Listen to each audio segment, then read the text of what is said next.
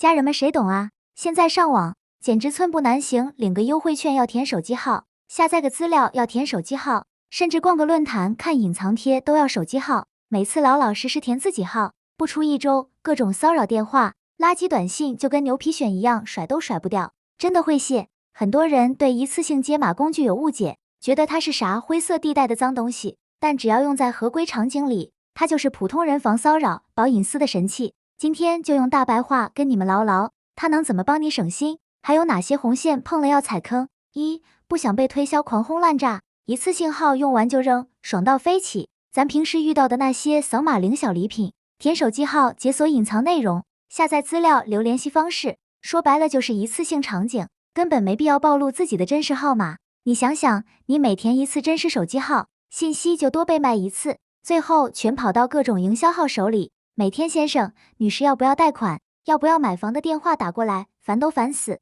这时候用一次性解码工具的临时号收个验证码，搞定就直接作废，就像用一次性口罩一样，用完就丢，从根上切断后续的骚扰，隐私安全这不就拿捏了。二、做运营、搞测试，用一次性号批量操作，效率直接拉满。做新媒体运营、推广、